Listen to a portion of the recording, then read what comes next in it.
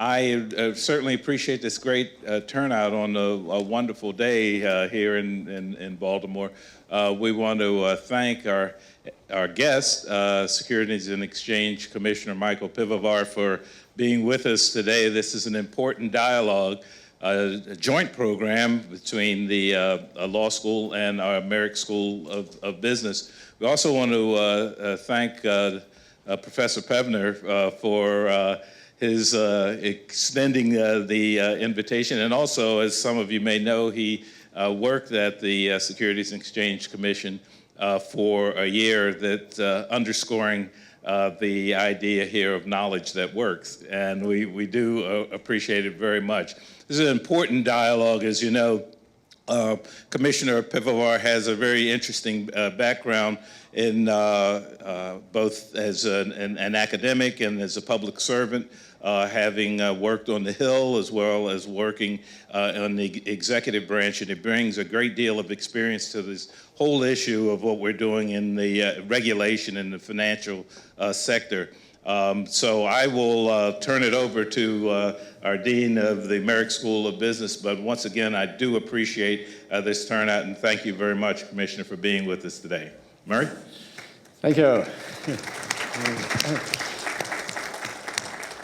So thank you very much, President Schmoke, and I want to welcome everybody to this session. Introduce you to my fellow Dean, Dean Weich, but particularly to our guest, Commissioner Piwowar from the Securities and Exchange Commission. So the way this is going to work is that reason we're up here. I was saying earlier, this is my favorite furniture. It's a bar stool. We're going to have a sort of dialogue for about 20 minutes, half an hour, and then I'm going to invite you to come in and ask questions. I should tell you that this is running on Facebook Live at the moment, so have your cell phones off, as Danielle said, but text your mother that she can be on this as well. But because it's on Facebook Live, if you ask questions, come up to one of the mics. As President Schmoke said, Commissioner Piwowar has a really interesting background. He started off as he does have an undergraduate from international affairs from Penn State, but he's an MBA, which is a very good degree, as you know, from Georgetown, and a Ph.D. in finance from Penn State as well. Started off his academic life as a professor of finance, and went to the SEC on a 1 year. This is not a hint, Mikkel, by the way. He went to 1 year, and basically has been in public policy jobs ever since. You're a visiting academic scholar, worked in the private sector for I think it's Securities Litigation Consulting Group, which principal clients, some of you from law school will be interested in, are actually lawyers, right? And then worked on the Hill. He was a Republican chief economist for the U.S. Senate Committee for Banking and Housing Urban Affairs under Senator Mike Crapo and Richard Shelby. And he was the lead Republican economist on the 4 SEC-related titles of the Dodd-Frank Act, which we will have a chance, actually, to have a little chat about. He's been in the SEC since 2013, when President Obama appointed him. He was President Trump did appoint him as the interim director until May this year, and we're going to cover a wide range of topics. I'm actually going to start off with making an assumption that in this room you've got some people who I know are real experts on securities law and finance, but so everybody is in level playing field. Just what is the role of the SEC and why is it important? Sure. So first of all, a couple housekeeping things. Thank you both very much for having me here today, and thank to Mikhail Pevner. Professor Pevner did great work for us at the SEC. It's really a testament to the fact that your professors here are doing research that's actually relevant to what's going on in the policy world and the business world. He's done a great job, and I want to thank President Schmoke for that very kind introduction. The next thing I need to do is, even though I'm not a lawyer, we are a agency primarily constituted by lawyers, and so what that means is that anytime we speak, the lawyers make us do a disclaimer, which says, any of the views I express are my own, do not necessarily reflect any of the views of my fellow commissioners or anyone else at the commission, right? So for those of you that are lawyers in the room, you get the joke. I want to say well done. Yeah, well done. Yeah, thank you very much, right? And so what I can do now is just sort of be frank and talk about that, right? So just to sort of level set for folks what the SEC is, right? For those of you that heard SEC and think that we're gonna talk about college football, you're gonna be deeply disappointed. It's the Securities and Exchange Commission. We are the primary federal regulator of the securities markets. I'll talk a little bit about what that means in just a second. And our mission, we have a three-part mission. It's to protect investors, maintain fair, orderly, and efficient markets, and facilitate capital formation. And so I say we're the primary regulator of securities markets. Well, what does that mean? Well, for those of you that are in the law school here and take an entire course on what is a security, we're going to sort of gloss over that and assume that, for those of you that are like take it from an investor perspective, right? You want to buy stock in a company, or you want to buy a mutual fund or an exchange-traded fund or a bond, and you want to diversify and hold those assets in your portfolio. We regulate all aspects of that. So if any company wants to offer their securities to the public, they have to register with the SEC. They have to file a prospectus before they go public, and they have to file ongoing financial statements. So think of your quarterly financial statements, any what are called 8K things, material changes, your annual financial statements, 10Ks for those of you that are in the business school. We are a disclosure regulator. We're not a merit regulator. So unlike some securities regulators throughout the world, we don't make a judgment as to anybody, whether a company is, when they're offering their securities to the public, whether or not it's a good company, a bad company, a risky company, or a safe bet. What our job is through our disclosure regime is to make sure that investors who are making those investment decisions are armed with the information that they need in order to make good investment decisions. So for example, if there's two guys that have a dog and a laptop and are sitting in a garage and they have a .com address and they have no intellectual property and they have no customers or no future prospects for customers, and they want to offer their stock, their securities to the public, as long as they fully disclose that, they can go ahead and do that. We don't opine as to whether or not it's a good company, bad company. Other countries, other jurisdictions may, but that's what we do our job, right? So for the companies that offer their securities to the public, we regulate them through registration and ongoing disclosure requirements. For investors who want to get investment advice from an investment advisor, we regulate them. We make sure they have a fiduciary duty to their clients and make sure that they're putting your interest ahead of theirs. If you go to a broker to actually do a transaction, whether it's an online broker, E-Trade, Ameritrade, something like that, we regulate them and make sure that they're getting you best execution, and they have make sure that there's other types of requirements that either prohibit or limit the conflicts of interest. If instead of buying a single security, you want to buy a portfolio of securities in a mutual fund or exchange-traded fund, we regulate them as well too. We have certain disclosure requirements for mutual funds and exchange-traded funds. We have certain limitations on their use of leverage, short selling, what they're allowed to invest in, all those types of things. When a transaction occurs, oftentimes it's on a stock exchange. We regulate them. And then there's folks called transfer agents, clearing agents, all kinds of other stuff that sort of works behind the system. We regulate them. The public companies, one of the things we require is that they do their financial statements in accordance with generally accepted accounting principles with the Financial Accounting Standards Board. And we require that they have external auditors, so think the big four accounting firms, and we regulate them as well too, directly and also indirectly through something called the Public Company Accounting Oversight Board, and that's where Professor Pevsner helped us with the regulation of those big, large accounting firms. So that sort of gives you a background in terms of what we do and the landscape that we cover. So in your role, I mean, what actually keeps you busy? Given all that. Yeah, so a lot of things, right? So the SEC, we have 4,700 employees. Most of us are in Washington, D.C., but we have 11 regional offices throughout the United States, right? And so When I say we regulate, we really do three things. One, we write the rules. So there's rules and regulations that we write in accordance with the federal securities law. So Congress oftentimes gives us broad principles, and we fill in the gaps with all the specifics. And then periodically through time, whether there's changes in markets or technology, we sometimes update those rules. So we write the rules, and as a commissioner, there are 5 commissioners at the SEC. We vote on all the rules and recommendations that are recommended by our staff. And in that way, we're kind of like a mini legislature, if you think about it. We're promulgating rules and regulations that have the full force and effect of law, so we're kind of like a mini Senate or a mini House of Representatives.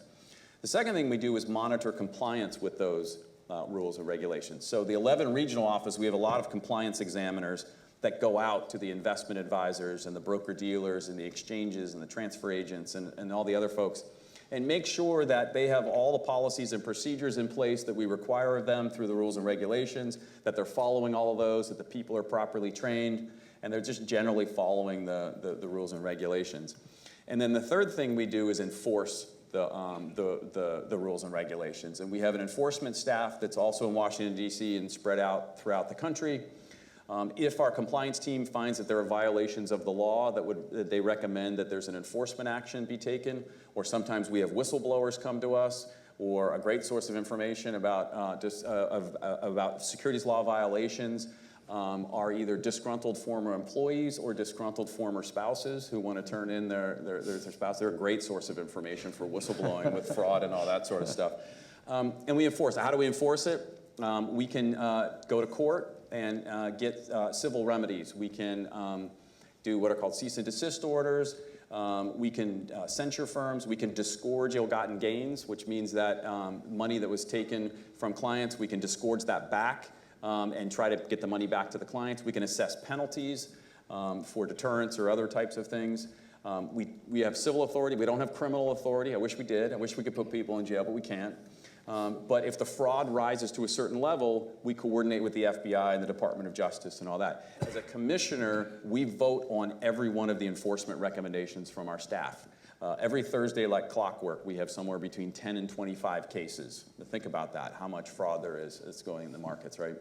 And what we do is the staff will come to us and make a recommendation. We found these violations, and we think we should sue them in court, and then we either approve that or not. The 5 of us vote. In this way, we're sort of like judges, right, recommending enforcement actions. Or in some cases, they'll come to us and say, we found the violations, this is what we would go after, and they've agreed to settle, and so this is a settlement, and we think you should recommend the settlement, and we vote on those things as well, too. And so we really run the gamut in terms of what keeps us busy, all the above. Okay. Let me jump in here to, first of all, thank Dean DL for inviting me to participate. Welcome all of you to the School of Law. Those of you who don't spend your days here, happy to have you here. And we welcome the Commissioner. I want to ask kind of a lawyerly question.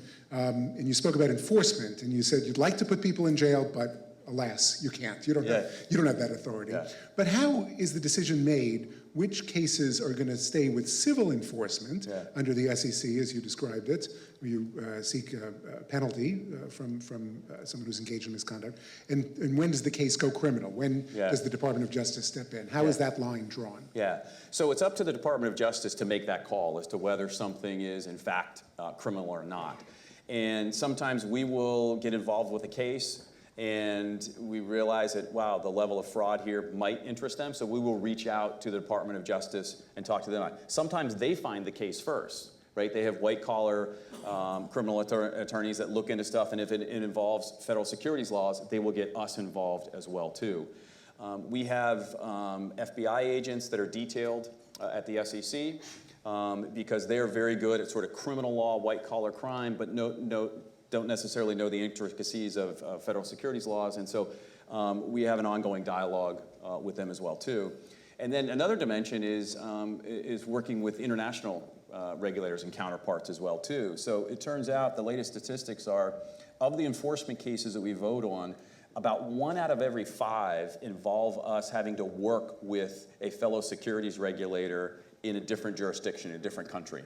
Think about that. 20% of all fraud involving U.S. investors involved is us working with other jurisdictions. How does it happen? So, for example, somebody in one country orchestrating a pump and dump scheme in the U.S. and then taking the proceeds and putting it in a third country. So now we have to work with two. Do you have the sense that that is growing as Oh. the economy becomes more global and the internet is connecting everybody? Yes, absolutely, for that. So it's growing exponentially. In fact, one of our biggest cases, we had one, it was a Ponzi scheme that involved, it started in Portugal or Brazil, I forget which one, spread to the other one, came to the United States, Portuguese-speaking Americans.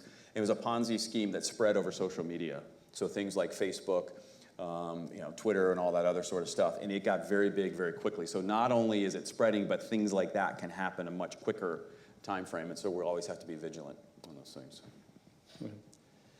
Let me ask you, maybe in a slightly different direction, on your question on your third accountability, which you mentioned on capital formation. Right. Because my understanding is that at least in the last 5 years, there's been quite a rapid decline in IPOs, and certainly over the last 10 years, the number of public companies is almost halved in the U.S. So, where does that stack up on your agenda? And I mean, does this worry you, that trend? And is that something No, it worries us to a great deal. And one of the reasons why we haven't been able to focus on it, you mentioned Dodd-Frank in the introduction. So in July of 2010, Congress passed and the president signed into law something called the Dodd-Frank Act, which is the biggest single change in the financial regulatory framework in the history of the United States. So this was July of 2010.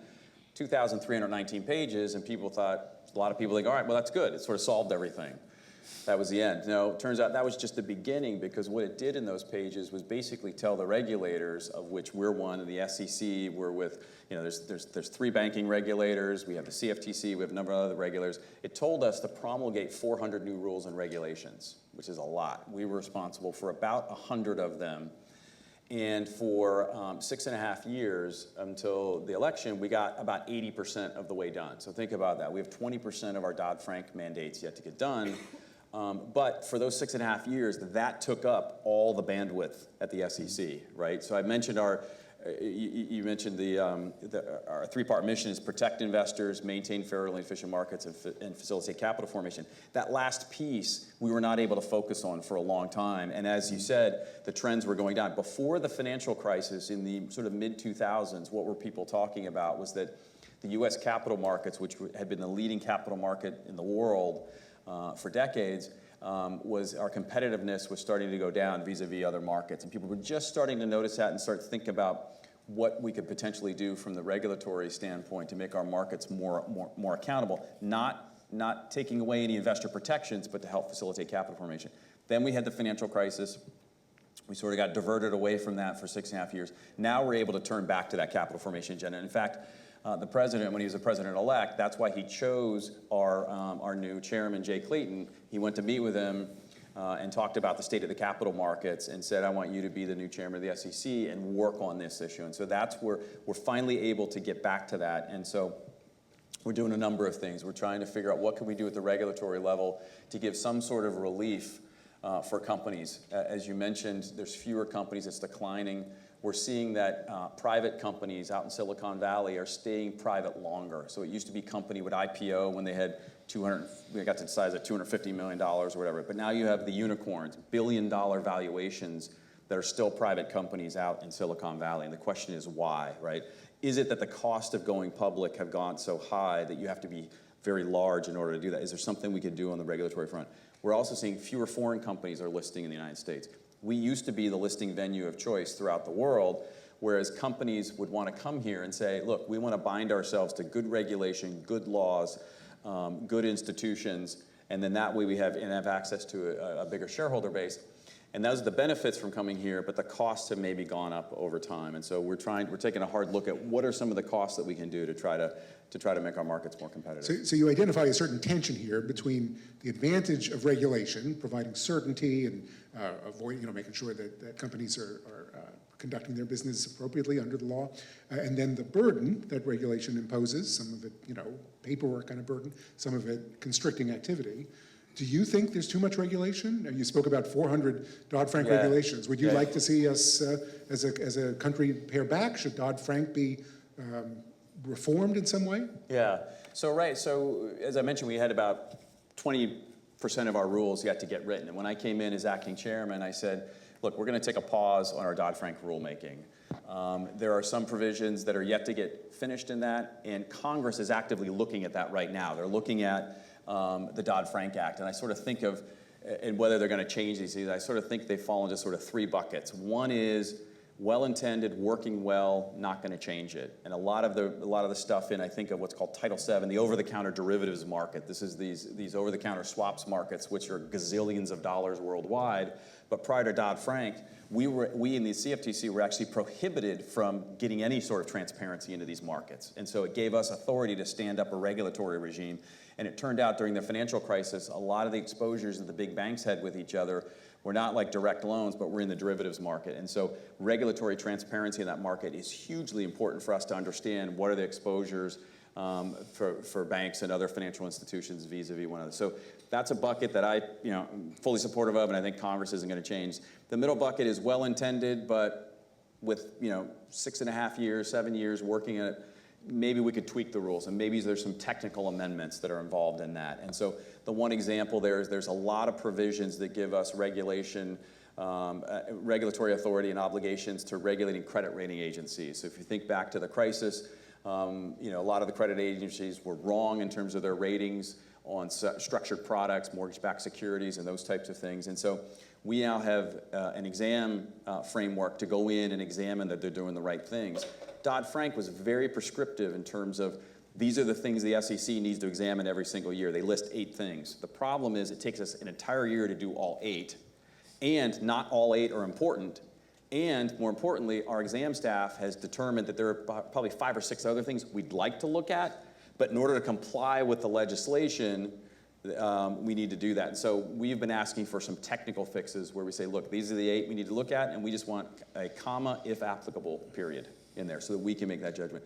And then the third bucket is what the President's Chief of Staff, Rahm Emanuel, famously said, don't let a crisis go to waste. And there was a lot of things that were thrown into Dodd-Frank that are unrelated to the crisis, and Congress is thinking about actually repealing. And so until we sort of figure out where Congress is going to put things in there, we're going to go slowly on some of those things. That gives us then the opportunity to turn towards the capital formation agenda. So. And is the capital formation, the answers to that, is this sort of follow on from Ron's question, is it about bringing down regulation, or is it about, understanding sort of a new world of capital? No, it's a great question, right? So one of the things we know is that if we do regulations where there's a big fixed cost, which means that it costs a lot of money no matter what size firm you are, no matter how complicated you are. If you have to go out and hire, say Sarbanes-Oxley 404B is a famous example. You have to go out and hire an auditor to look at your internal controls and stuff. No matter how big you are, there's a big fixed cost to that, right? And one of the things we need to be mindful of is whenever regulations have high fixed costs, the burden is disproportionately on the smaller firms. In that case, right? Big firms love regulation. The more, the better. Why? Not only can they just amortize the cost, but it also creates barriers to entry, right, in this case. And so one of the things we're looking at is, in the IPO context, by definition, they tend to be the smaller firms, right? Is there something that we could do in terms of, we have a statutory mandate to look at in terms of whenever we do regulation, what is the effect on competition, efficiency, and capital formation? So the competition piece is one that I focus on. Is there something we could do where we do scaled regulation for the smaller firms? Or could we exempt them from certain things until they get to a sufficient size? Or if we do something new that requires some sort of technological fix for compliance here, and the cost of technology in the first couple years is going to be really high, but then it's going to go way down, can we do staged regulation where we make the big guys go first, they incur all the costs, and then the technology costs go down, and then the smaller firms go in. So it's that balance that's in there, right? I think that's the key. We're back to your question, it's getting that balance right. As you talk about barriers to entry, and in lots of ways I hear the Economist talking here. Speaking as the lawyer in the front of the room here, I want to ask you, do you as an economist bring a different perspective to your work on the SEC than the lawyers? One of your predecessors, famously, Mary Jo White, was a United States attorney, a prominent lawyer in New York. Are you in the minority as an economist? Yeah. I mean, and so do you think you bring certain things that the lawyers don't, and do you wish the lawyers saw it more your way, or do you find yourself thinking like a lawyer these days? Yeah. Well, it's funny. I mean, we do have a lot of things in common, right? So, lawyers and economists can answer every question with "it depends," right? So if you don't know the answer to something, just say "it depends," right? I've spent my career working with a lot of, when I was at the SEC before, as Dee mentioned here, with working at a consulting firm. Our clients were lawyers. I worked on the Hill, actually trying to write legislation. I feel like I sort of got an apprenticeship in being a lawyer. And I find being an economist, to answer your question, it is sort of rare. It's very rare for an economist to be a commissioner at the SEC. Most have been lawyers throughout our 80-plus year history. I'm only the third Ph.D. economist to be a commissioner at the SEC. What I find is that the lens of an economist, it helps me sort of think through issues and look at things, right? So conflicts of interest, we call them the agency problems, right? And so you have principal-agent problems, sort of think of those types of things, right? And then thinking through the effects on competition and sort of the barriers to entry, the high fixed costs, and those types of things. The other thing where I find it's interesting, where we sort of have different perspectives, is with thinking of risks in the system, right, for investor protection, right? So the way our regulatory regime was set up from the beginning was that each individual security, when they went public, right, you have a prospectus and you have a 10K. And you can open that up, and they have to disclose all of the risk factors, right? They're heavily regulated, there's a lot of competition, there's a lot of R&D that may not come out, whatever. You think of all those risks that are there, we make sure that we do that, right? And then you have securities that potentially are just risky, and they just are what they are. As an economist, I tend to think more of risk in a portfolio setting. So investors hold securities, and they're not going to buy one security, right? People are going to buy all kinds of different securities, right? Whether you hold mutual funds or individual stocks or whatever else it is.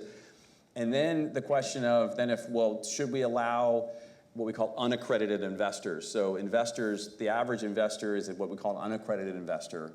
There are certain investors called accredited investors who the SEC deems as sophisticated. And how do we define sophisticated? If you're rich. You have a certain net worth and a certain income. Then accredited investors are allowed to invest in, quote unquote, riskier securities, a lot more of what we call private offerings. So I mentioned once a company goes public, then anybody can buy that. There are private offerings. A lot of the Silicon Valley firms do things, for those of you that are lawyers, Reg A offerings, 506 offerings, Reg D offerings. Most investors are prohibited from doing that under the name of investor protection. And as an economist, I call that into a question. I say, well, look, there can be securities that are riskier. That also means high expected return. We also know that you can add riskier securities to an existing portfolio, and the risk doesn't go up that much because of diversification benefits. That's what we teach in the investment class.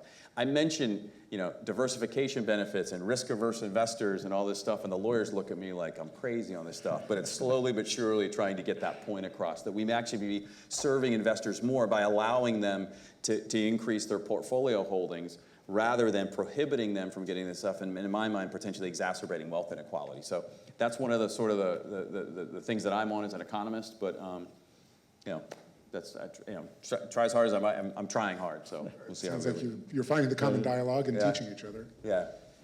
And I wonder, if you see that these markets themselves are going to be disrupted quite a bit over, and therefore it becomes an even more pressing problem with FinTech. And so, I mean, how do you see the shape of that, and what do you see as some of the challenges in that for the SEC in particular? Yeah, FinTech is going to be hugely disruptive.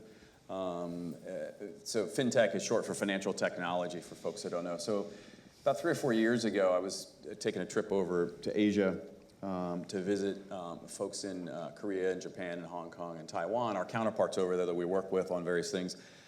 And they asked what I want to talk about, and I asked them what they want to talk about, and they all said FinTech. And I thought, all right, financial technology, that's just computers, right? That's all we do. Not realizing that it was becoming kind of its own thing.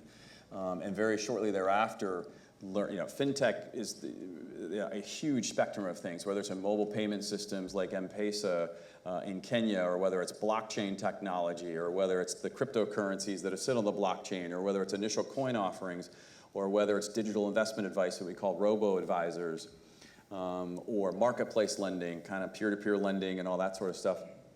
It's really challenging regulators, and it's actually making us uncomfortable which is a good thing, because a comfortable regulator is a dangerous regulator. An uncomfortable regulator is one that's constantly sort of questioning things, and it doesn't fit nice and neatly into our boxes, regulatory boxes all the time. And so it's challenging us, and particularly on the, you mentioned on the capital formation side, these initial coin offerings. Can I get a show of hand of folks that just have heard of initial coin offerings, ICOs? Yeah, so for those of you that haven't heard it, right, so most everybody's heard of sort of, Bitcoin and crypto assets, right? I'll use Bitcoin just as a generic term for that, right? There are folks that have figured out how to try to use blockchain technology and customized crypto assets, they call them tokens, as a way to raise capital for different types of projects. And so they will use things like they call smart contracts on the blockchain that basically say, look, give us your money, we'll give you these tokens, and if we get enough tokens, and then they will use that money for various business development. A lot of times it's in the software development industry, although there's some oddball things that are out there. And when certain things happen, these smart contracts kick in, and then products become available, and then you can cash in your tokens for products or services in the future, whether it's file storage or whatever else it is in the future, right? And oftentimes they will also say, hey, there's not only can you earn sort of profits or money from investing in something that's going to be a successful business, we will create a secondary market for these things as well too. So you can buy and sell these tokens out in the market. And it potentially is a cool way to sort of raise capital. What we're finding right now is that there are a lot of people out there that are not doing this in compliance with the federal securities laws. So for those of you that are law students, we have this tried and true test of is something a security or not, right? I just sort of glossed over it and said think of stocks, bonds, mutual funds, ETFs, right? The legal definition of security goes back to a Supreme Court case in 1946 called the Howey test. It's one of the ways we look at it, and it was designed for leaseback arrangements in orange groves. It turns out it works really, really well on FinTech stuff, right? Because it's a principle-based thing, and what it says is if an investor invests in something, gives money in a common enterprise, and has the expectation of profit based on the efforts of others, then it's a security, and then you have to comply with all the federal securities laws. So it either has to be a public offering, one of these exempt offerings that's offered to only accredited investors, or the third bucket is it's illegal, right? What we're finding is that there's a lot of folks out there that are not complying with the federal securities laws, and we've brought a bunch of different cases recently, and we're going to continue to bring cases in this space. My fear is that the illegal stuff, the fraud, is just overwhelming what is a potential cool sort of capital formation mechanism that's going forward, but there's an awful lot of illegal activity, there's an awful lot of fraud. And they call them something coins all the time. There's Filecoin is one. There's one that's actually called Ponzi coin. Believe it or not, you can find this. It's a great white paper. The person fully discloses this is a Ponzi scheme. And they have these, they call them white papers, explains it. It's basically a PDF document that talks about these things. And in there it describes what a Ponzi scheme is. And it takes 50% cut of all the money that comes in, and new investors or old investors are paid off by new investors and all that sort of stuff. And people are still investing in these things. And so it's crazy. So there's potentially some cool stuff on the capital formation side, but really what's keeping us busy right now is fighting off the fraud. We're finding people are not complying with the law. We're going after the issuers. We're going after unregistered exchanges, unregistered broker-dealers, all kinds of stuff in that space. This sounds more mundane than, this is much more exciting than I was looking at another area, crowdfunding. I mean, it makes crowdfunding look kind of boring in some ways. But, have you also been looking at, deregulation or regulation, or how do you see, crowdfunding as another? Well, it's actually very related. So up until Congress passed something called the Jobs Act, the only crowdfunding that was allowed was sort of people would, give money to a company, and the company would give them whatever that service is, and you give the company $250, and when they make this really kick-ass hoodie sweatshirt, you get one of them, right? If the company gets off the ground on that, they were not allowed to offer equity securities to investors unless they complied with the other existing laws, which didn't work because crowdfunding is often very small dollar amounts raised by a large number of people. And so Congress created something called, in the Jobs Act, a crowdfunding title in there, which required us to do regulations to allow for this equity-based crowdfunding. And what that does is, typically you think of us as the big public companies, maybe some of the smaller, private companies, but now we're in the smallest of the small thing. And so we had to write regulations called regulation crowdfunding. The difficult part was that the statute was very prescriptive in how we had to write the rules and regulations. Now, what was interesting is, on the investor protection side, typically our investor protection mechanisms are, one, I mentioned disclosure, right? So we make sure there's good disclosure. You have to have audited financial statements. And the other is, when there's companies go public, is what are called underwriter due diligence types of things. So the underwriter has to go through some due diligence. Well, if you're a crowdfunding person, right, if you're trying to raise, $1 million from a couple thousand people for a cupcake shop or whatever, you're not going to hire, Goldman Sachs or EY or whatever to, it doesn't work. So what Congress did was put in a third piece of investor protection, which is basically limiting the amount of losses. So it said it's a sliding scale based on your net worth or your income, is that you can invest up to, I think it's $2,000 or less than that, and you can only invest so much in so many offerings and stuff, and so you limit the downside on that. The regulatory framework is very, very prescriptive. It's still kind of onerous for folks, and we're not seeing a lot of uptake in the federal crowdfunding space. However, for those of you law students in particular, know that we have a system where we have state regulation as well too, and each state, not every state, but many states have their own state-based crowdfunding statutes that can differ from ours, and so as long as someone's offering a crowdfunding investment only to Maryland investors, they can opt into whatever the Maryland framework is, and maybe it's a better system or less onerous or whatever it is. So, and we're seeing some uptake. Some states have more uptake than others. We've done some things to allow for regional crowdfunding. We're across state lines, so maybe DC, Maryland, Virginia, allowing those sorts of things, not getting the federal framework. And what we're doing is sort of looking at that and saying what's working and what's not. So maybe you get a lot of uptake in one state, but there's a lot of fraud. So that's back to the trade-off between capital formation and investor protection. We got to get that balance right. So I'm going to take you in a different direction, but I wonder, Dean Dalziel, should we invite audience members to begin to? Yeah, you can ask one question, and then we'll give it to the audience. Very good. Right. So I wanted to ask you, preparing for this conversation, we spoke about this. I know you want to highlight some of the diversity initiatives that the Securities and Exchange Commission has undertaken. I hope you're tremendously, we're so impressed and proud of the diversity at our university, and you look around this courtroom and you can see the range of students who are here and faculty members, very deeply diverse school in many ways. And I know that the commission has traditionally not been as diverse, and it's something that I know that you as a commissioner are concerned about. Do you want to say a word about some of the efforts that you've undertaken to remedy that? Sure, right. So the SEC's always sort of had a tradition of trying to promote and enhance diversity at the commission and in various jobs, right? So we have mostly lawyers, accountants, and economists, right? We're trying to make sure that we get representative.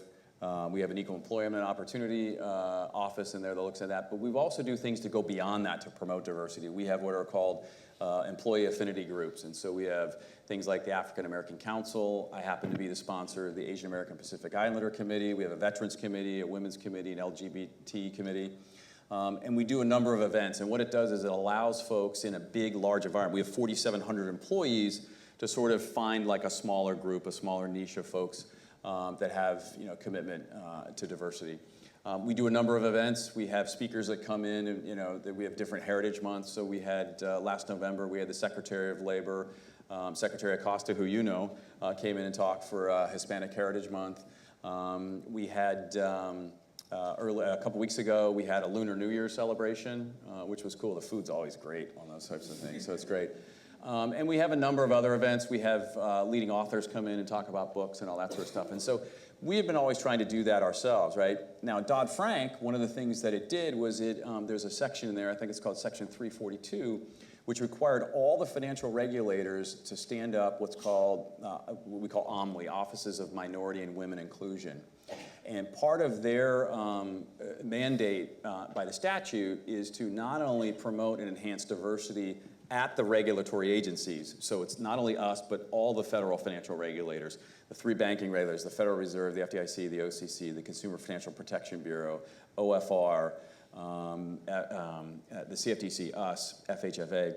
And to do those things, we were able to wrap sort of all kind of the stuff that we were doing in there. The other thing it does is to actually try to enhance and promote diversity into our regulated entities as well too.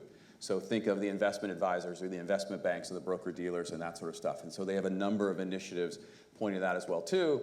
And then the other thing it does is require us to do outreach in terms of trying to get people interested for recruiting and stuff, and speak to folks about thinking about careers in public service. And so for those of you accountants and economists and lawyers, if you hadn't thought about a career in public service, I encourage you to go to the different websites that you see, and click on employment opportunities and see that there's all kinds of really cool jobs that are out there for folks, particularly for folks that want to go into securities law.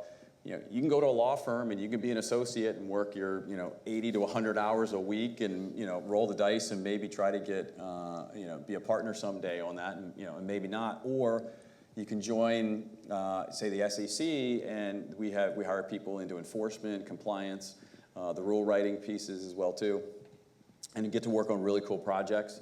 If you want to work 80, 100 hours a week and you really want to try to climb the ladder, you can do that. If you want to just put in your 40 and that's it, you can do that too. What the federal government public service allows you to do is to sort of choose the work-life balance that you want to have in that. And so for those of you that have not even thought about careers in public service, you might want to check that out. It's kind of a cool way to go. Great. Interesting. So, any questions? And can we get a mic for this gentleman up here? We need it for Facebook. Yeah. We want you on TV. I just want to piggyback the statement that you made about working at the SEC. Do they follow the standard government GS ratings? No. Okay. We have our own pay scale. It's higher. Okay. Could you talk to that a bit? Yeah. So, well, with 5 exceptions, the commissioners, we don't get paid as much as the people who work for us, actually. We're under the executive pay scale, which is interesting. So oftentimes when I'm meeting with lawyers in there, I'm the lowest paid person in the room, but it is what it is. No, the SEC has its own, what's called an SKA pay scale. It generally has higher salaries. In fact, it does, have higher salaries than the GS scale. Some of the banking regulators have their own scales as well, too. Some of the other regulators are not subject to congressional appropriations, so they have more flexibility in that. So you can check into that. And so it generally follows sort of the GS scale in terms of if you're familiar with that, and sort of the numbers and who's supervisors and who's not, and the different steps that are involved and grade and all that sort of stuff. But they generally hire numbers, and it's called the SK scale, and you can find that online and sort of see what those numbers are.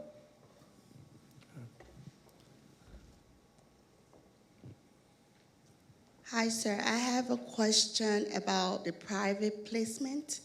So I've learned that you people have minimum regulatory requirement for private placement. Mm-hmm. Is it because it's just a small amount of investors? Because an individual can go for a private placement. Mm-hmm. And I see the importance of being regulated. Mm-hmm. Don't you think that investors who going through the private placement also have to be regulated by you people, because y'all say you don't have to be regulated by the SEC? Well, so they are, right, so private placements as opposed to going public, right?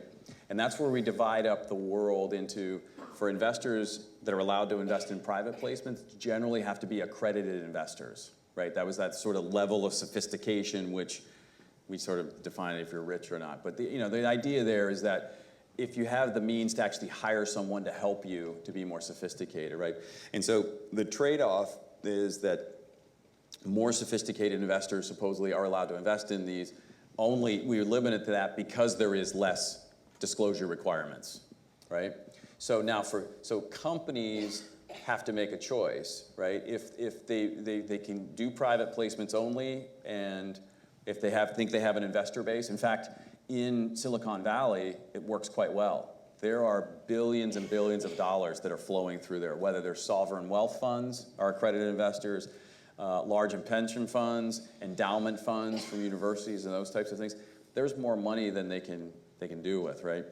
But what we learn is throughout the United States, sort of a tale of sort of two Americas. If you're in Silicon Valley, Boston, or New York City, something like, I think, 85% of all venture cap money, which goes through private placements many times, occurs in those three places, right? That means that there are other places throughout the United States that don't have access to those investors. And so for them, it might be worth it for them to incur the cost of doing the additional disclosure requirements, hiring the additional lawyers, and then going public and getting a higher investment base. And so that's the calculation that companies are making. Commissioner, I'm Joel Morris. I teach finance. I work with that dean on your right. Cramer has been, I think, in an unfounded way, publicly critical of the VIX complex. And he has criticized the SEC for approving some of the exchange-traded funds in that space. I was wondering if you could comment on that. Sure. So you mean Jim Cramer? Yes. Yeah, so a quick story. For those, everybody know who Jim Cramer is, the guy that yells on TV a lot? So a few years ago, I had the opportunity to go to the White House Correspondents' Dinner, and I saw him there. And so I went up to him and I said, "Hey, Jim Cramer." He turned around and he said, "Yeah?" And I said, "Hey, I'm at the SEC." And he stopped and I said, "I know what you're doing, cut it out." And he goes, "What, like this?" And I said, "Oh, I'm just kidding." Right? So, so you brought up the VIX product. So the VIX it's a product that's basically a volatility measure. It backs out what the implied volatility is based on trading of options. And people can either buy or sell volatility if you think that the volatility, the variance, the changes in the market are going to go up or down, right? And there are some exchange traded products that are priced off of the VIX contract that's on the options contract, and some of them are leveraged, which means that they magnify the upside and the downside. And then the one that's been in the news a lot is the inverse one, the XIV, which is this sort of a bet on the opposite volatility. And when we had a few weeks ago, we had a lot of volatility in the market. The XIV went way down very quickly on that, right? And so there's questions about suitability for those types of products that are in the market.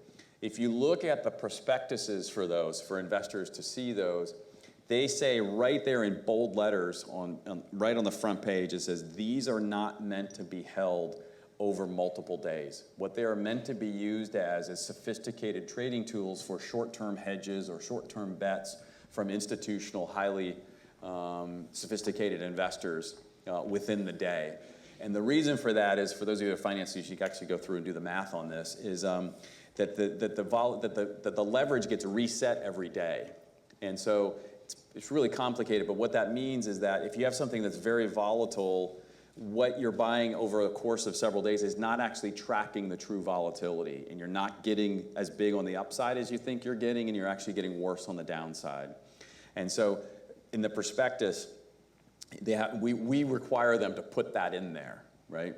The other thing is, I mentioned, we regulate the brokers and the investment advisors, right? And if we find that investment advisors or brokers are putting these into retail accounts, and we have brought cases in this, and that they're advising people to hold these over multiple days, it's not a suitable investment for retail investors. And so we've brought cases against them saying, you're recommending unsuitable investments, or you're not fulfilling your fiduciary duty. So they're not meant to be used by retail, but unfortunately they are. And so we will continue to bring cases if we find that that's what they're being used for. We should have you on Cramer. Yeah. He yells too much, so I don't know if I get a word in edgewise. So. Yeah, go ahead. Good evening, Commissioner. My name is Byron Brown. I'm a second semester 1L student. I'm also the 1L representative for the Black Law Student Association from the University of Baltimore. You touched on my question a little bit earlier when you talked about FinTechnology. With the increase of cryptocurrency payment systems, how does the SEC plan to regulate cryptocurrency and protect novice investors from potential fraudulent practices? Yeah, no, it's a great question.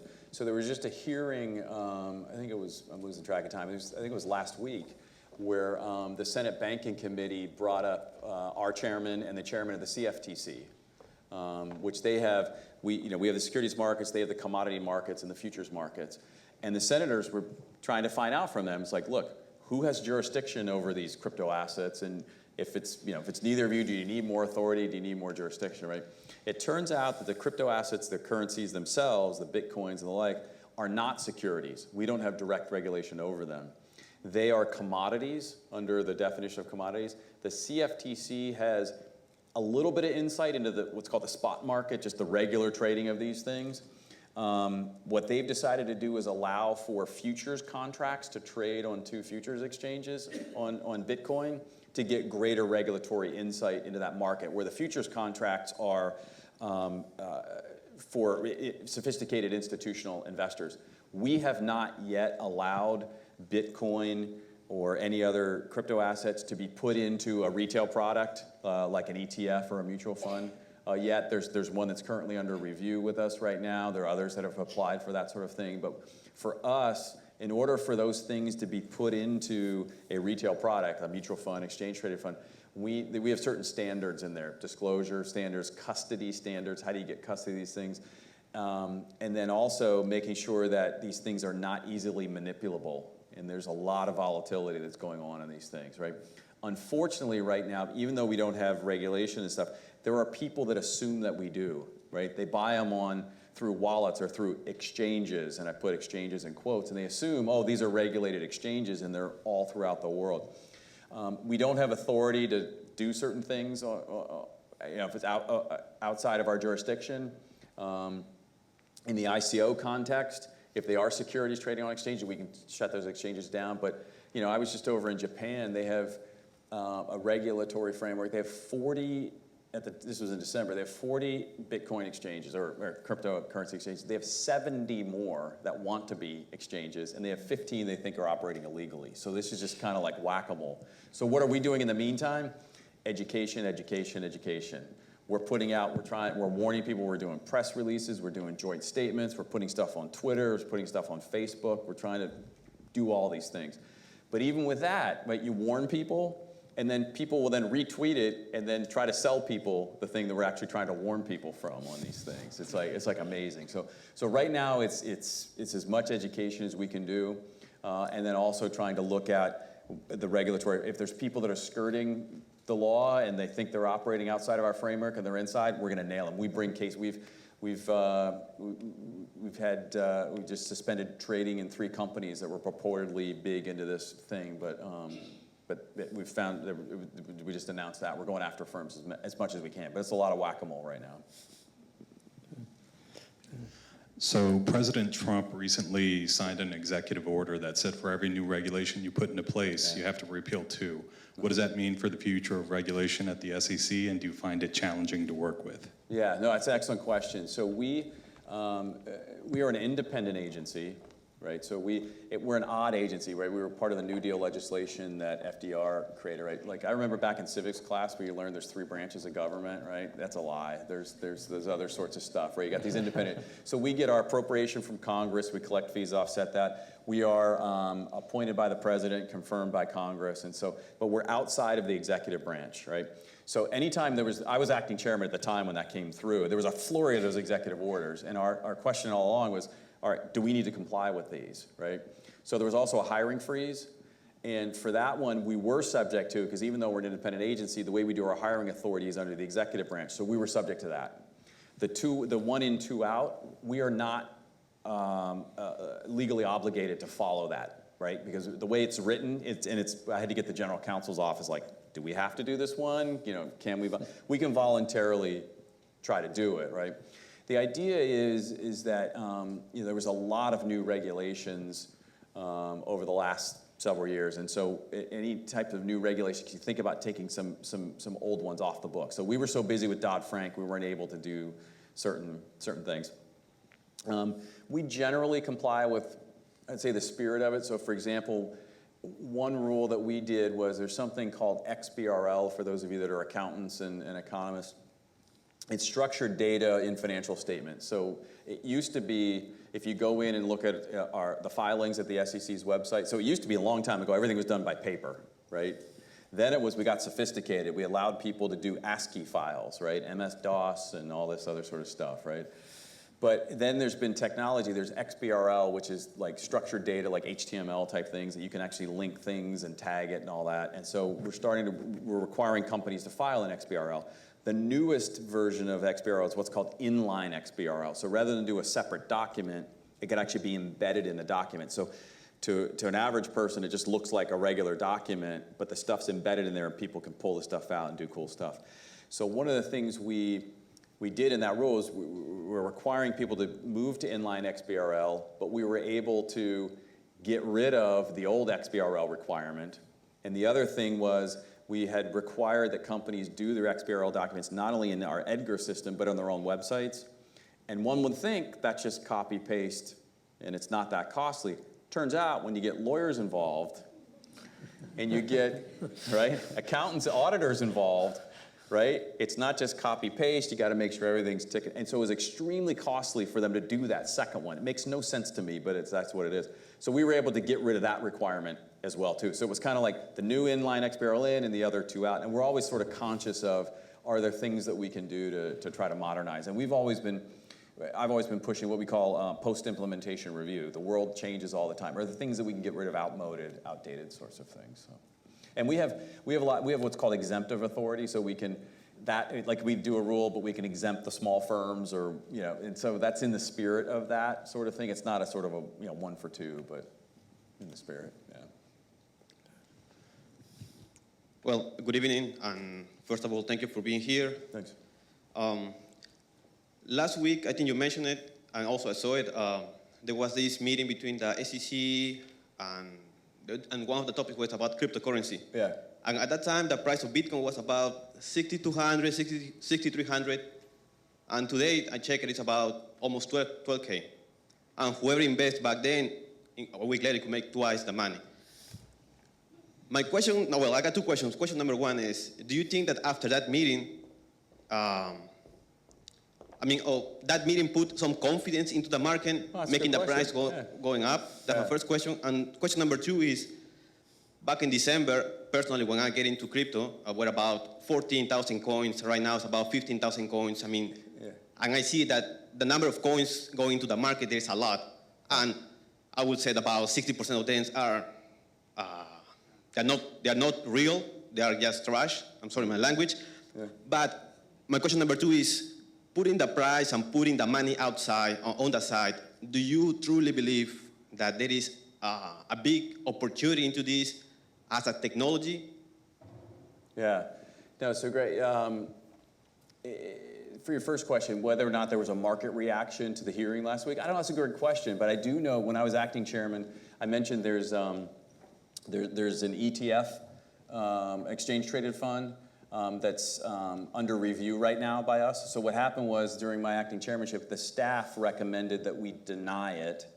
And then the folks that are involved in this that want to put Bitcoin into an ETF, they've appealed it to the commission. So now we have to decide it, and I can't talk about that specifically. But I do know that when staff denied it, the Bitcoin price went way down over the weekend. And man, these people, they hated me. They said it was all my fault, and I'm supposed to be a free markets guy and all this stuff, right?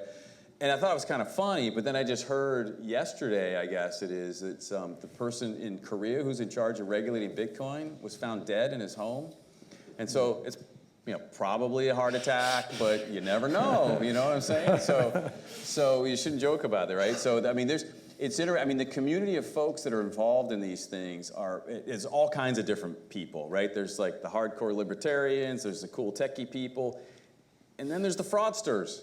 There's a lot of potential money laundering stuff that's going on. In fact, there's new coins that are, I think it's called Monero and Zcash are the two, that are specifically set up for money laundering, right? And all this stuff. I mean, it's just, it's crazy. There's a proliferation of these things, right? So I don't have any idea which one's going to be successful, which one's not going to be successful, all that other sort of stuff, right? Again, that's not in our sort of framework. What's interesting is the blockchain technology underlying that. There's some cool applications of that potentially as well too, whether it's in keeping track of like auditing type things and putting stuff on it doesn't have, blockchain, call it a distributed ledger with, you know, an immutable audit trail sort of stuff. There's some neat sort of stuff that may be outgrowths of that are unrelated to the cryptocurrencies. But just know when you invest in those things, it's probably not regulated, and you're probably dealing with criminals, so it's up to you. Yeah. Thank you for coming. Marilyn O'Block from Merrick School of Business. It's kind of going back to the post-financial crisis, and so 2010, Dodd-Frank. Roughly at the same time, I believe, the FSOC was created, Financial Stability Oversight Council. Right. And kind of the broader issues of systemic risk. Yeah. And I really don't know what's happened with that in terms of, and I was just kind of curious because I'm presuming it's kind of like the Homeland Security of, you know, post-crisis, you have to have the organizing unit. And I'm just wondering what has happened with that post-2010 and what you see, how that fits in terms of governmental, non-governmental, regulatory bodies of which there's a host. No, very timely. There's an FSOC principals meeting tomorrow afternoon, as a matter of fact. So for those of you not familiar, one of the things Dodd-Frank did was created what's called the Financial Stability Oversight Council. So one of the things that people looked at in the crisis was that you have regulators that are each looking at their own sort of regulated entity, and the concern was that nobody was looking at sort of risks that was building up system-wide. And so there was a lot of debate. Do we create a new regulator to do this? What do we do? What Congress did was created the Financial Stability Oversight Council, which is chaired by the Treasury Secretary and is made up of members of the chairs of all the regulatory agencies. And so we are a member of the SEC is a member of the FSOC. So are the banking regulators, CFPB, and then there's some insurance folks and some non-voting members and that sort of stuff. And there is a staff of the FSOC that meets regularly and talks about potential, you know, emerging threats in the financial system. They generate reports. They generate annual reports. The Treasury Secretary testifies on that. In fact, he has to testify every year on the annual report on that stuff, sort of looking at what are potential threats that are in the system, right? So the obvious ones are the big banks, right? So those are the ones that everybody sort of knows about. The other thing that Dodd-Frank did was created what are called designated financial market utilities, which are the clearing agencies and the payment systems that are systemic to continue running. So, and they created for the first time access to the Fed discount window and that sort of stuff. And then it created the ability for the FSOC to designate certain other non-bank financial institutions as being sort of systemically important. And the first place that people were looking at was in the insurance agent. So AIG was kind of the poster child, right? And there were some insurance firms that were designated. AIG has shrunk and gotten smaller and has gone through a process of being de-designated. They've gotten much, much smaller. MetLife actually sued in court, and actually finally there was a settlement with the Department of Justice that would get them out of the process as well too. Prudential is still currently the one that's in there. They had also looked at designating mutual funds or asset managers in that space. They decided to move away from that and not designate these firms and move to looking at potential activities that are building up in the system. Dodd-Frank also created something called the Office of Financial Research, the OFR. There was just an article about it in the Wall Street Journal today about that they're supposed to do a lot of the analytical stuff, get the data from the agencies and try to think about that stuff. But it's kind of going through some growing pains and stuff right now. So it does meet quite regularly, talk about various issues. In fact, it came out in the testimony. I knew this for a fact, but now it's public, that the SEC and the CFTC have brought up the idea of cryptocurrencies and crypto assets, and do they not saying they do present threats to the financial stability, but what would be the channels or the mechanisms where something like a worldwide collapse of Bitcoin or whatever, and maybe the answer is we don't have to worry about it or we do, but they're actively sort of thinking about those types of issues. So, yeah. Phil Korb, Merrick School of Business. Could you comment on this was a hot issue some time ago, but on the status of the Convergence project with the U.S. generally accepted accounting principles and the international financial reporting standards? Sure. Yeah, so for those of you not familiar, there's basically two groups out there that are the independent accounting standard centers. One is FASB, which is up in Connecticut, the Financial Accounting Standards Board. And they're an independent sort of standards board, independent. They're not a governmental agency. But the SEC has basically blessed them in terms of, in order for you to meet your disclosure requirements under our federal securities laws, as long as you do your financial statements in accordance with their generally accepted accounting principles, then that's okay. Outside of the United States, the major organization is the International Accounting Standards Board, the IASB. And they've adopted accounting standards for a lot of international companies. And the IASB and the FASB have been trying to work together about, there's differences in accounting, and the question is, can we get to one sort of global high-quality set of accounting standards? And they've been working on convergence for a while. And what happened was they found convergence in some areas, and they found that there was not convergence in other areas. So they're continuing to work together and talk. So the SEC, there's been people coming to us and say, well, could you allow for IASB accounting instead of FASB accounting? There's a couple different ways that we could do it. And in fact, we do it. If there's a foreign private issuer, a foreign company that lists in the United States that does their financial statements in accordance with IASB, they can continue doing that, and U.S. investors would then have opted. But then the question is, U.S. companies, could they switch to IASB? And so Ford Motor Company is one, for example, that in various times has petitioned the SEC to move to IASB because a lot of their sales are overseas, a lot of their plants are overseas, and their revenues and expenses and stuff, could they move to the international accounting standards? And then they could also then match, the same accounting standards that their biggest competitors, like Toyota and Honda and all the other folks as well too. And so the SEC, prior to my getting there, said there was a roadmap to try to figure out what we were going to do, and that basically stalled. And when our last chairman came in, Mary Jo White came in, she came to me and said, we haven't said anything on this, and we need to say something, and I'm not sure what it is. And I said, I agree with you on both points. We need to say something, but I'm not sure what it is. It's still stalled. Some people say, well, why don't we just give companies the option, right? You can either do FASB or IASB. Other people worry about investor confusion, right? We had our former chief accountant came up with an idea that I really liked, which is let's still require FASB. Now, companies can choose to also do IASB, but you have to do a costly reconciliation between the two. Why don't we get rid of the reconciliation requirement? Why don't we allow companies to file an FASB, do all the auditing and all that sort of stuff, and then do the international stuff in addition on that? And what I like about that is that'll sort of tell us, how many companies want to do this? It'll engage investor demand, right? If all of a sudden we see that investors are demanding that every company do IASB, that tells us one direction we should go. If we see that it's very few investors care about that, that gives us a different direction. My guess is we're going to see it split among certain industries. Some industries we're going to see more of this, whatever. But it's kind of a nice little pilot program to do what we want to do. And I've been trying to, we had a changeover in chief accountant, and we change over at fellow commissioners at the SEC. And so we're trying to get folks to try to think about that issue. But it's an active issue, and we're still trying to figure out what to do. In the meantime, we kind of got two sets of standards that are out there now. Mm-hmm.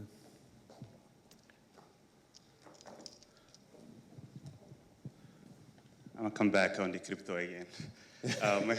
My name is Mumini Sisi. I'm an alumni from UB. My question is, last February when I was listening to the hearing at the Senate, Jay Clinton, he wanted badly to go after the crypto environment and all these crypto assets. So I was wondering, how he gonna do it? Do you have any idea how, if you guys decide to regulate this market now, how are you gonna do it? And one more thing that I know for sure, because this market is kind of like attracting a lot of money now. They went almost at this 800 billion. I was wondering because there is someone else over there, wherever is money, they always will come first, which is the IRS. I know they will come soon.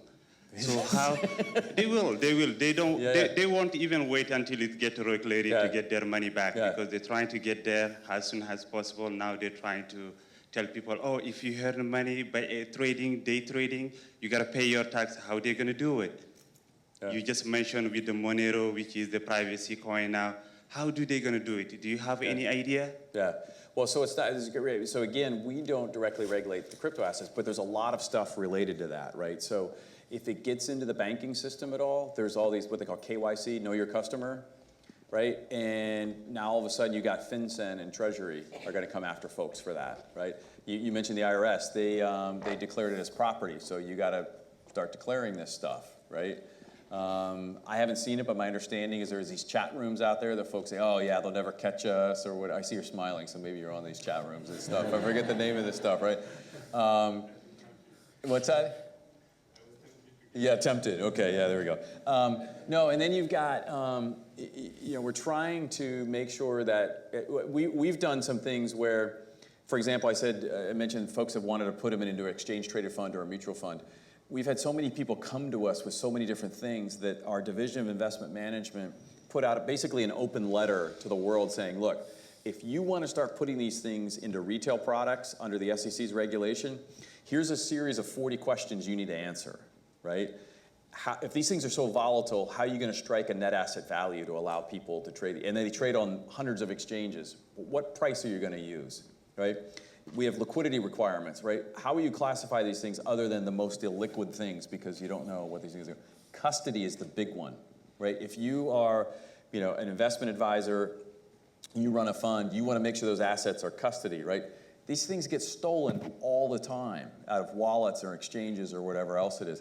And then we have a number of other things to say, look, before you get them into an SEC-regulated product, we need to make sure it's safety. Then there's all the stuff that's outside that we don't have jurisdiction on. All we can do at this point is warn people, work with our fellow regulators. We're starting to see in the industry, I think it was Merrill Lynch told all of their brokers, they say, do not allow any cryptocurrencies in any Merrill Lynch accounts for your customers. They say, we just don't even want to touch it. Again, because of things like know your customer and taxes and custody, all this. If your customers want to do it, let them do it outside of Merrill Lynch because they're heavily regulated, and one of us is going to come after them. So you're starting to see, and you see J.P. Morgan, right? Jamie Dimon said he won't allow any of his traders to trade in any of this stuff. So it's interesting. So stay out of those chat rooms. I think we maybe should do a degree. I think we need to do a course on cryptocurrency. We can do it together. Yeah. Sorry. Yeah. Good afternoon. My name is Mohammed Jala. It's a major. You talked about M-Pesa and mobile banking. And when I was living back home in Sierra Leone, we actually been transacting using mobile banking. Yeah. But recently I noticed that most of the banks here are using Zelle. And what are regulatory procedures that are in place for Zelle? Okay. And my second question is, what technology are you using to catch up with FinTech? Because FinTech is growing, but I don't think that technology is there yet for you to catch up with them because it's going at a faster pace. No, it's trying to catch up. We have, as I mentioned, it sort of keeps us uncomfortable, doesn't fit in our regulatory boxes. We have a FinTech task force that's trying to catch up with all these stuff, right? You mentioned M-Pesa, right, in Kenya. I went to Kenya a few years ago and was just blown away by this, right? This is a mobile payment system that's there. And Kenya has higher rates of financial inclusion than we do in the United States. Why? Because they do it, yes. M-Pesa it's unbelievable, right? Why? Because what they did was they were smart. We don't say financial inclusion. What do we say? Unbanked and underbanked, right? There's still this mindset, pre-FinTech mindset, we got to get people into banks. No, you can do financial inclusion outside of the banks, and it's proved it over there. The other cool thing is, you know how when we turn in our phones, we get the new phone and we turn in the old one, and it gets recycled? Kenya gets a lot of those, right? Remember those old brick phones, the Nokia brick phones back in the day? Even the poorest of the poor have those phones that are there, right? And they could go to a fruit stand on the side of the road, boop, boop, boop, boop, boop, do mobile payment system, right? I'm over there trying to use my credit card, and I don't even know how to use the chip, right? Because we're used to doing the damn swipe thing, right? And that's 30-year-old technology. What they were able to do was leapfrog over, right, the technology. They have mobile payment systems, they have cell towers everywhere. They were able to use the technology in a smart way. And what you see is that it has all kinds of huge benefits, right? So not only inclusion, right? They have the Kenyan government is actually selling small increments of their sovereign bonds, so the equivalent of treasury bills, to people over their phones. And they actually earn higher rates of interest than you do in the banks. The other thing that's happened, robberies have basically gone to almost zero. Why? No one's carrying cash, right? You can't steal the information. The other thing that's really cool is that they don't have a very strong sort of insurance markets, but there's a way for folks to be able to help each other out. Like if somebody's, like say there's, bad weather or something and it wipes out their business or something like that, they have family and friends that can send them $5, $10, whatever it is, to try to get their business back up and running. It's like risk, they call it risk sharing, right? So you can kind of help each other out or whatever, and it's for the stuff. It's really, really cool technology. And what are we doing? We're just moving from the swipes to the chips, and half the time the damn chip things don't even work. But it's huge, huge. So I'm a huge fan of this technology as a way to actually transform life. The other cool thing, I talked to Bob Collymore, who's the head of Safaricom out there, and he said the next thing is that the biggest challenge for them is people getting access to electricity in the rural communities.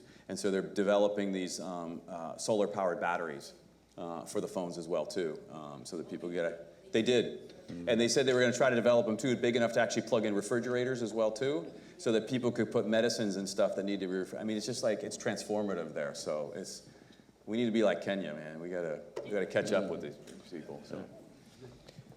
So I get to do the last question, and I'm going to make this a sort of personal question, if you don't mind. You got an MBA, which says great degree, and goes to and a Ph.D., but most of your career has been in public service. I mean, what really attracted you to public service? Yeah, no, it's a great question, right? So I never would have sort of predicted this, right? So I ended up in public service and I just sort of follow my passion, right? I did my research that led me to the SEC.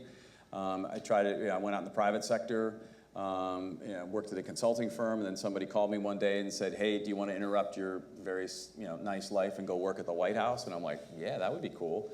And I started in August of 2008, and was trying to help working for the president to write principles for financial regulatory reform before something bad happened. And in September of 2008, something really bad happened, the global financial crisis. That led me to go to the Senate to work on the legislation that was evolved. It's just sort of following where I am, right? We do different events for students, high school students, and undergraduate students as well too. And people say, well, how'd you figure that's career? For me, my career has been a rolling series of 3 to 5 year commitments and stuff, and just sort of follow the passion, right?